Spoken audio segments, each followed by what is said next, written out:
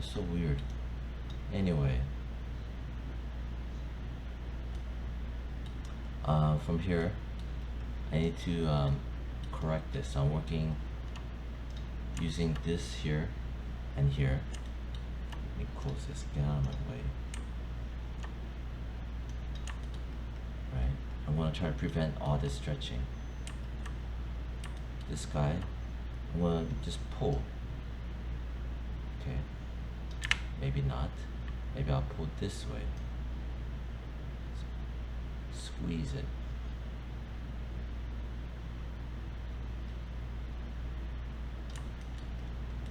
Basically, you're trying to imagine this straighten the mesh as a straight pole. Now I'm gonna pull like this. Yeah, I need to pull this way like this, make it wider. Alright, looks like it's doing something.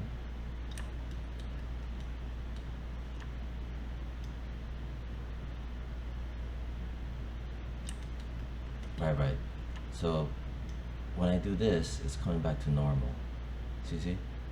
Reason why is that this should be more vertical. You see what I mean? I'm gonna grab the shell mode.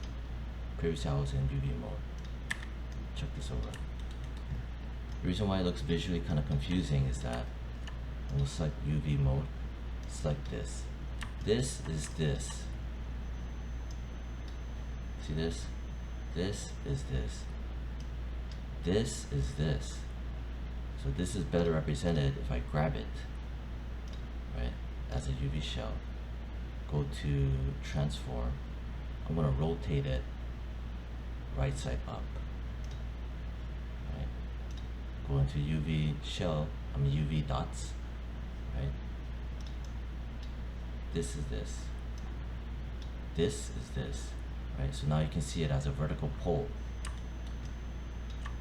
Right, now it makes more sense. Right, see? And it looks like more like, well, this is still kind of stretching. But then, now this leads me to, in here, the attribute editor. Right? This is also inside the Word documentation and the recent videos that I just uploaded for that Tower of Doom video tutorials. I have 5 of them. It's in the class folder. In here, under smooth mesh, you select it, smooth mesh, right? You're gonna have all these other tabs. You wanna go furthest to the left, ring shape, that was the name of it. Click on smooth mesh. Right. You open up smooth mesh. You find open subdiv controls, UV boundary smoothing. Set this to preserve edges and corners. Right now it doesn't do anything, but when you press 3, it makes a big difference. So make sure to do this. Next. There's still some stretching, right? So I'm gonna grab it as a shell. Well, I wanna grab it as a UV because I can't see it as a shell. UV mode, grab all of it, press R. Let's see if I squeeze it, right? See when I squeeze it, and then maybe I'm gonna make it smaller. I'm squeezing from the center. That way I can see better. Not only that, but it needs to fit in this 0 to 1 anyway. Like that. Right. Now let me try squeezing it like this. Not squeezing, but stretching it. Pulling it like that.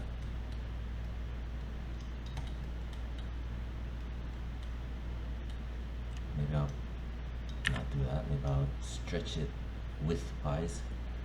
Right, so you'll never get a perfect fit, right?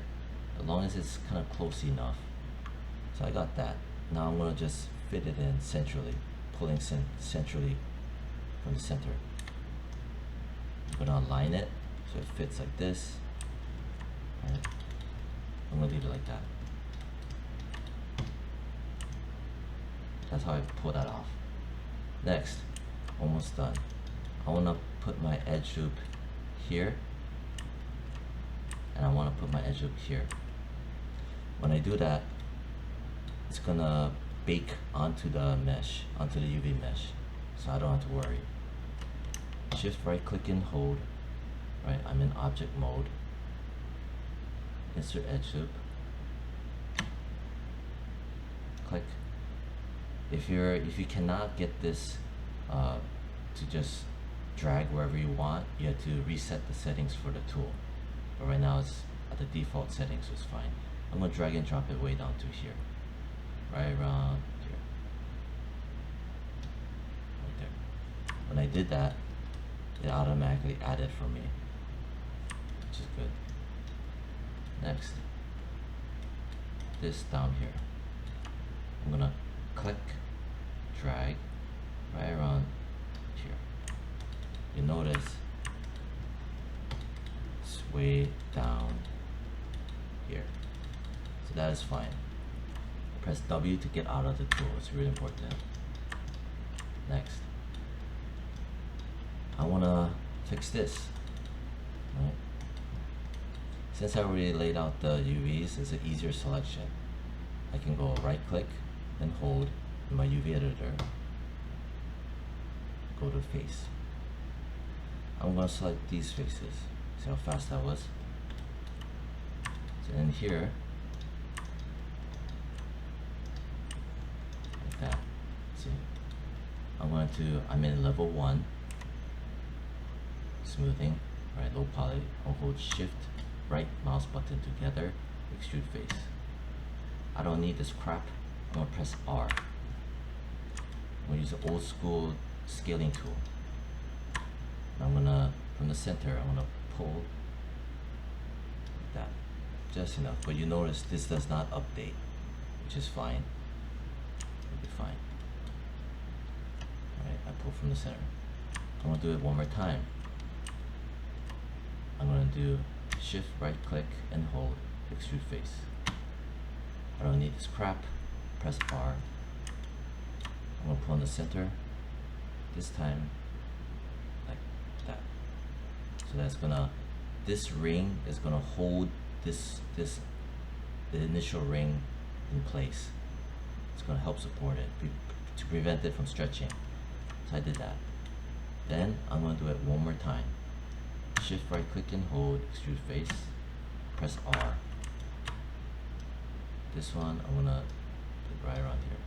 Press W to get out. Now this looks all jacked up, but it's fine. We'll go to shell mode. We'll select the shell. That's selected. Control 1 twice, so I can only get that. Press F to frame it. Look from the top down again. I can click on that. Right. And then press the, let me just go into face. Right, not that it matters, but you know, it's still selected. I'm gonna do a another projection. Create camera based. Press F to frame it, find it and frame it, and here it is. See, it captured everything. I'm gonna get out of this. Control in here, Control 1. I'm gonna select the shell mode, which is here. Right. I'm gonna do selecting faces. And shift right click and hold, extrude face. Press R. I don't need this. Pull from the center cube. Like that much. And now we'll do it one more time. Shift, right click and hold, extrude face. I don't need this. Press R. Scale some more right around here. something like that. Then I'm gonna do it one more time. Shift right click and hold, extrude face, press R, squeeze it from the center, like that. Press W to get out. I need to do another projection to correct this. I'm gonna grab it as a shell, grab the shell. Then I only wanna see this, Control 1. Look from the top down, and click that to help me do a projection. Create camera. Right there. And just grab it and just, I don't know, pull it here. I'll grab this and pull it here. Right. And here, I need to get out of my isolate selection view, Control 1, object mode. Right now this is too big. That's why it's squeezing in a lot of square patterns. So I need to scale this down. So that these patterns are the size of these big blocks. I'm gonna go to shell mode, grab this and grab this. You know what? I changed my mind. I want it in UV mode. That way I can see better. Press R. So I grab both of them. So I'm going to pull back a bit to get a good angle. I can press 3. Right? 3 helps me to see a little bit better because it won't look like this wiggly lines. Then I'm going to just start squeezing in centrally. All I want is these guys to be, the sizing of the shell to be proportional to this. And the way you figure that out is by looking at the pattern. See? Now we can move it a bit.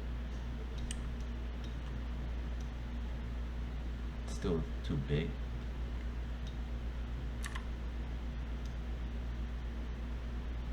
I'm making small. No, I gotta make it bigger. Bigger you make it, the smaller the square. It's inverse. It's just what it is.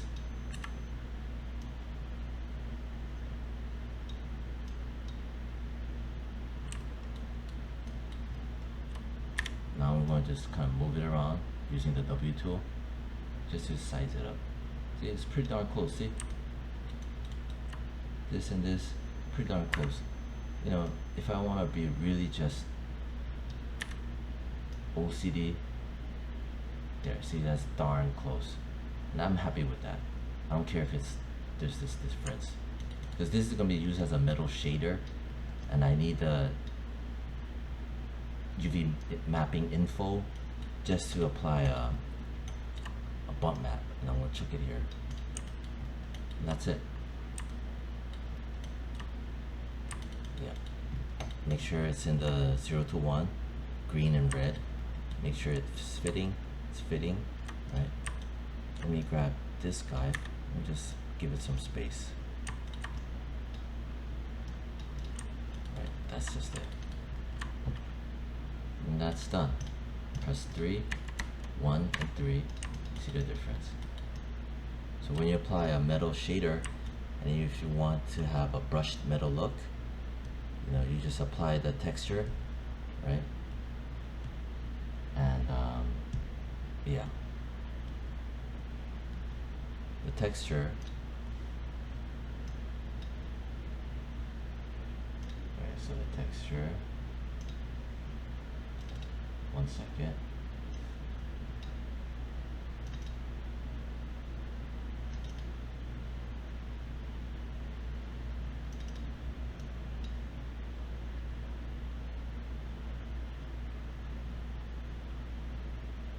Brushed metal like this one.